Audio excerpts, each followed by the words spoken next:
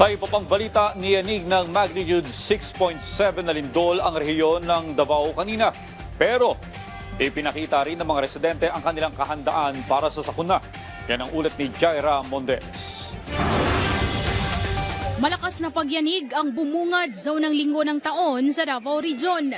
Sa isang hotel sa Davao City, nakita ang animoy pagsayaw ng mga chandelier at pansin din ang paggewang ng giant Christmas tree. Ilang minuto ang lumipas, dumating ang mga tauhan ng Davao City Fire District para alamin at siguraduhin na ligtas sa mga tao sa loob ng hotel. Samantala, dali-dali na sinundo ng mga magulang ang kanilang mga anak sa mga paaralan.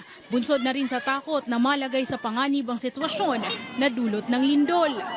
Kailangan maging safety ka, tapos unahin mo yung anak mo pag nagsundo. Dito sa isang paaralan sa Santa Ana, bagamat ramdam ang kaba dahil sa pagyanig, handa naman ang mga estudyante kaya pansin ang pagsuot ng kanilang mga hard hat. Dala-dala nila ito araw-araw para maging ligtas sa mga sakuna, lalo na sa lindol. Malaki pa itong tulong. Dahil po, in case if may mahulog po sa ulo natin, maprotektahan po tayo. Samantala, nagsilabasan din ang mga estudyante sa isang kolehiyo sa Jacinto Street nang mangyari ang pagyanig. Agad namang nag-deploy ng medical team para matugunan ang posibleng emergency sa paaralan. Agad namang pumunta sa School Oval ang mga estudyante ng Davao City National High School, ang pinakamalaking paaralan sa lungsod.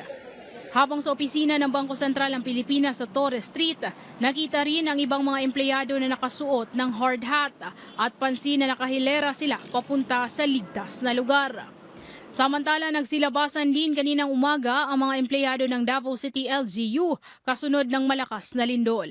Sa ulat ng City Disaster Risk Reduction and Management Council, patuloy pa ang kanilang inspeksyon para matukoy kung may damages na naidulot ang pagyanig.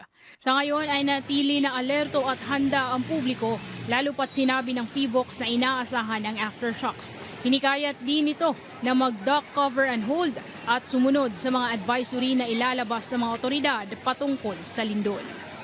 Mula rito sa PTV Davao, Jaira Mondes para sa Pambansang TV sa Bagong Pilipinas.